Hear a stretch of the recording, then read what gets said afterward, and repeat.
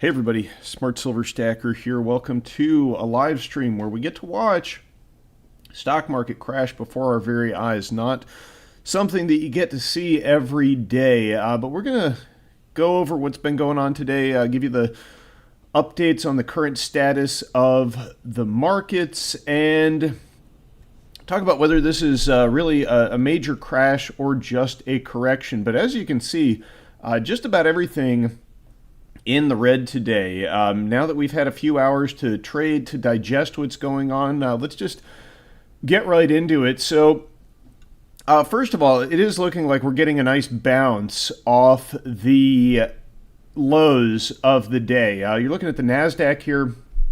It was down, I think, around 5% at the open. Now we're down significantly less, about 2.5%, well, about 3% actually. But you can see there is some buying into this decline. So I think that's a sign that this is more of a correction than a crash. And we're seeing the same thing in Bitcoin. Bitcoin did dip down into the 49,000 range. However, it has rallied significantly. You know, Bitcoin's an incredibly volatile asset, but you can see it's gone all the way from under 50,000 matter of a couple of hours to up almost to 55 again. So it looks like there is a significant amount of buying coming into this market. One interesting thing that we're seeing today is that the US dollar is actually coming under some pressure. The dollar index here, so relative to other currencies, the dollar is actually down, which is another departure from the norm. You know, we're seeing a lot of things change right now. One of the factors is that bad news has once again become bad news, and it also looks like the dollar is being viewed as less of a safe haven here as you might typically see in a major downturn. And yes, we are live again. I see some folks in the chat asking. I thought it was warranted. I mean, today seems like a remarkable day in terms of what's occurring. I'm sure there's emotions are running high. You know, one thing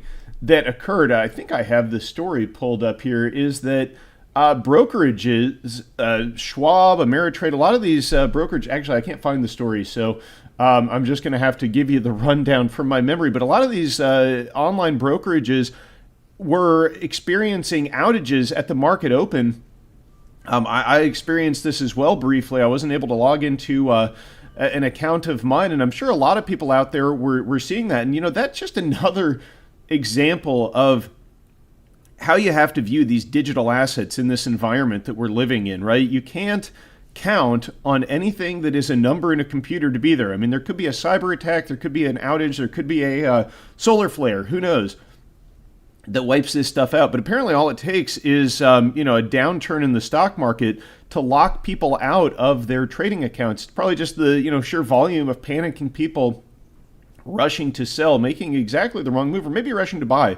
I actually did pick up some assets on the dip today, and I'm glad I did. I didn't actually buy any gold or silver. I'm already so overweight physical metal that I didn't buy the dip, but I know some of you did. I saw some comments on my live stream earlier that some people had gotten in and bought near the bottom. So to those who did that, I say well done. Now gold is holding up quite well here. You can see this is, I believe, the December contract from the COMEX.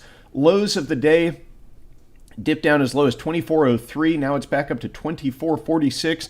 And, I also got some comments on the live stream this morning saying if gold and silver fall with everything else, how are they a safe haven? Well, look, I mean, gold is about $50 off from its record all-time high. When you have the stock market, the Dow down 1,000 points, the NASDAQ down 5%, and gold drops $50 from its all-time high, I think that gold is pretty clearly a safe haven here, more so than Bitcoin, more so than tech stocks, more so than any other asset, really. Even the dollar is down today. So, gold is holding up remarkably well. Silver, kind of the same story. Silver did take a beating at the open. It's down over 5%, dropped down into the $26 range. I know some people managed to sneak in a purchase there, and again, to those who did, well done.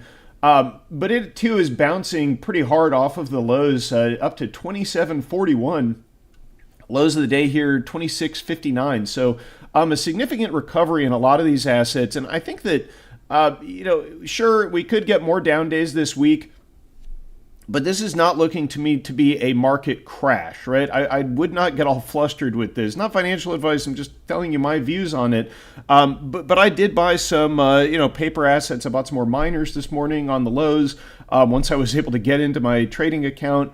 And if it dips further, I might buy some more stuff. I bought some tech too. I may put some more cash to work. Of course, eventually you run out of dry powder, but I think this is a gift, right? When you see everything go on sale, Mr. Market mispricing things, that's an opportunity. If you want to get some physical metal, make sure you check out sdbullion.com, today's video sponsor. Right now, look at this, the gold to silver ratio, courtesy of SD Bullion, up to 88. That is very high. So silver is extremely cheap right now. It's on sale. We really got to take advantage of these sales, I think. If you're looking to build a stack, it's always good to pay less for your metal, right? And junk silver right now going for about $20 per $1 face, $2.09 for a $10 roll of US 90% silver coins. Now, one interesting thing here is the premiums on junk silver, and I'm using SD Bullion as a benchmark here because they do have some of the best pricing on junk silver, but a week or two ago they were selling this for about 2.5% over spot. Right now it's about 6.5% over spot. And I think that as uncertainty continues to manifest itself, you're going to see more demand for this physical bullion type product. This is really a canary in the coal mine when it comes to uncertainty. People get really freaked out, can't log into their brokerage accounts, or worried the bank accounts might end up shuttered. Then they start wanting to get real physical, tangible assets, and that's what we're witnessing right now. There's been a huge amount of selling in the physical market, and premiums have come way down over the past several months, but I think that may be over now. Let's talk about this. This is a potential catalyst for the sell-off that we are witnessing today, this unwinding of the Japan carry trade. So Japan has had incredibly low interest rates for years. Their bank, central bank, Bank of Japan, stimulating things by slashing rates. Well, recently, just this past week, I believe they hiked rates. And what that's doing is it's unwinding what's called the carry trade, where people borrow low interest yen. They borrow yen at a low interest rate, then they invest it elsewhere. You can buy U.S. Treasuries and get 5% on your money when you're paying zero. But the hike caused a significant rally in the value of the Japanese yen, and this is the dollar to Japanese yen price index right here. So when this goes down, it means the dollar is weakening and the yen is strengthening. So this is kind of unwinding that trade, and it is causing a lot of selling. This is from Bloomberg. Bank of Japan under fire for rate hike timing after Japan market meltdown. Remember, Japan just had their biggest drop in history in the most recent trading session. So their stock market getting hit very hard, and a lot of that is the result of this Japan carry trade unwind. Also, something else you're probably going to hear about is this Sahm rule. This has to do with unemployment, and this is a very accurate recession indicator. Over the past several years, this has been like 100% accurate. I think for the past 50 years, in terms of forecasting recession, the rule is pretty simple. It says when the 3-month moving average of the national unemployment rate is 0.5 percentage points or more above its low over the prior 12 months, we are in the early months of a recession. And that actually was triggered following the U.S. non-farm payroll report on this past Friday, when we had a very low job ad, 114,000 against expectations of 170,000 plus. And so the Sahm rule has been triggered. But one thing you have to keep in mind when it comes to the Sahm rule is that, and this is from Zero Hedge, by the way, just to cite the source of this chart. This is another one from Zero Hedge, though, which shows that 5 out of the past 6 months, the jobs numbers have been revised lower anyway. And so, the jobs numbers are heavily manipulated. They're basically faked anyway. Every month they report more jobs than actually exist, and then they just revise them down lower. And so, it makes me wonder how accurate the Sahm rule is in terms of forecasting recession. Like, if the numbers weren't so manipulated, the Sahm rule might have been triggered months ago. right? So we might already be in the recession. We might already be coming out of a shallow recession if the Fed decides to pump a huge amount of liquidity into the system. It's just hard to say when you look at these indicators, but you're going to be reading a lot about the Sahm rule. So I just wanted to kind of give you my take on that. And do me a favor, if you're watching this live stream, you may be new to the channel. I expect that during times of upheaval like we're living through right now, there will be an increased interest in news like this and content like this. If you're new, welcome. Smash that like button. We're going to be covering all the news following this economic breakdown and also the other major shifts in the geopolitical arena which are ahead. Moving on to this story, so this is just kind of funny.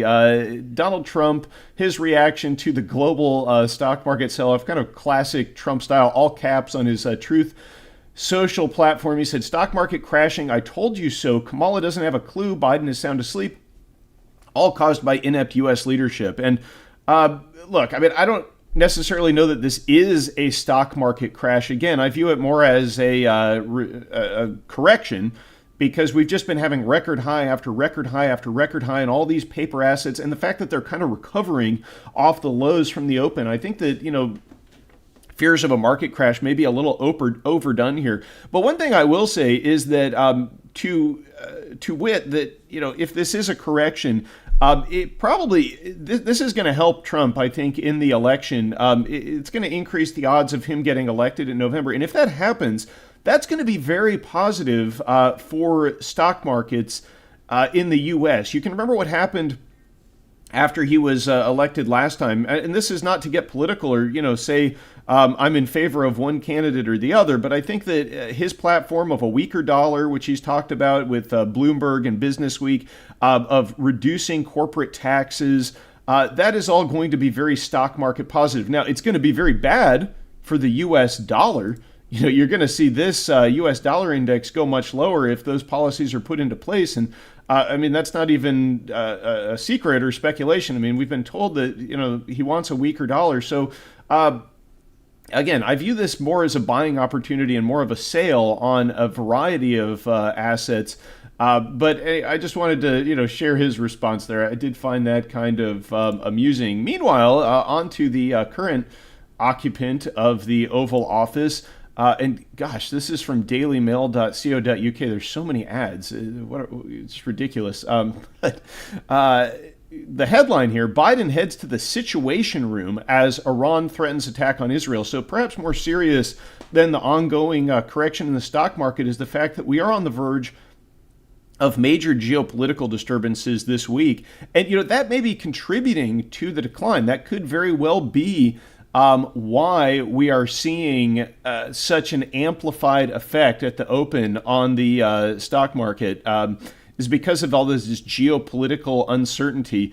Now, I'm going to go to the chat real quick before we delve into more stories about this, but Chris Holding says, how cheap will silver be after the crash? I'll buy loads if it drops.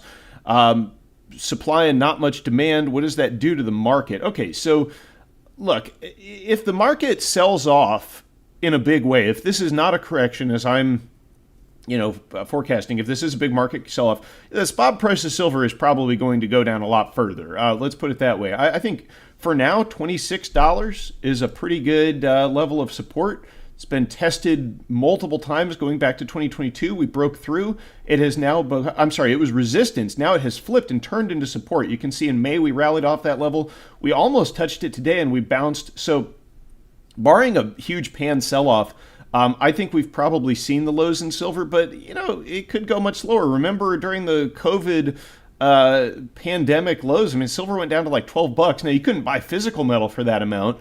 The premium shot up at that time, but still, silver is an industrial metal. It's very volatile relative to gold. If you want the true safe haven, just the safe haven bid, gold is where it's at. But I like silver because while it is more volatile, it's more volatile to the upside too, right? You got to keep that in mind, that despite the fact that silver falls faster than gold, it can also rise a lot faster. So I don't know how low silver can go. Assuming that this isn't a huge pan sell-off, I think we've probably seen the lows though. If it drops more though, I'll be buying more, because I think the future of the dollar is in question. So Biden's headed to the Situation Room and things are getting very tense in the Middle East. we've heard from Iran, according to the Wall Street Journal over the weekend, that they say they don't care if their retaliation triggers a regional war. So, something big could be about to kick off. But more importantly, the Wall Street Journal just reported today that Iran has issued a notice to pilots and aviation authorities to avoid its airspace amid ongoing threats to attack Israel and to retaliate. So, when this retaliation kicks off, this could actually put a strong bid under safe haven assets like gold and silver. That's what happened on April 13th when Iran launched its attack with drones and rockets against Israel. There was a big increase in gold over that weekend. Now, that turned out to be not too much of a concern. It was more of a show of force than anything, but still, this time could be different. And let's see, I was going to look up Flight Radar 24 here to give you an idea of what's going on. So this is an interesting site. You can see Flight Radar around the world, and right now you can see there's still a ton of commercial airlines flying around the Middle East, over Israel, over Iran, so over Iraq as well. So it looks like we may have to wait a while to see the retaliation here, and hopefully it turns out to be nothing. I mean, hopefully it's a show of force like last time, and there's not a broader escalation, because if there is, the Strait of Hormuz right here next to Iran, that's going to be a real problem for global oil supplies. A huge amount of oil flows through there, and if they decide they want to really retaliate against the West and shut down the global economy, it's within their grasp to do so. Also, the Houthis have been awfully quiet lately, so I think we could be seeing some kind of ramping up of attacks on their part. They seem to be just kind of biding their time and preparing for things. But this is a situation we got to watch. But it looks like today, based on the air radar, it's not going to kick off unless it's, sometime later today. But we were told by Western intelligence that it could be sometime between today and August 12th. So certainly there is, still a possibility of escalation in the region. There's a lot of uncertainty around this, and this is contributing to the market action that we are witnessing today. So by the same token, if it does turn out to be not much of a escalation on the part of Iran, if they do kind of what they did on April 13th, that probably will be very bullish for stocks and assets across the board, because some of that uncertainty will get taken off of the table. But Israel is still bracing for the attack. It's the latest headline. So we just have to wait and see what happens there. But the markets, I think, are not crashing today, is the bottom line. I see a lot of people in the chat saying that they picked up some assets on the cheap. Yeah, if you bought the dip, congratulations, good job on scooping up some cheap assets. Probably going to be heading much higher in the relatively near future, and any future dips this week I will be viewing as buying opportunities as well, because the Fed, they might not come through with an emergency rate cut, especially not when you look at what's going on with the markets today. The fact that things seem to be catching a bid, there seems to be some interest in buying these assets. It's not looking like a major crash. That may give the Fed a little bit of breathing room, but if things do persist and head much lower, I expect there to be a lot of money printing.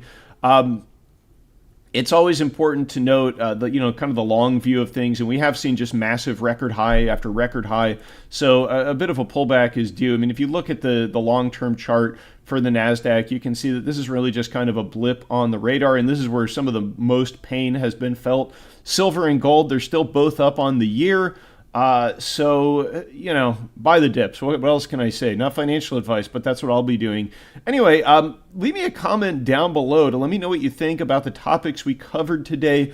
Do you expect the market rally that we're witnessing to continue to play out, or do you think that this week we're going to see more days in the red? And what do you think the Fed is going to do? What do you think their threshold for intervening here in these markets will be? I always like to hear from all of you.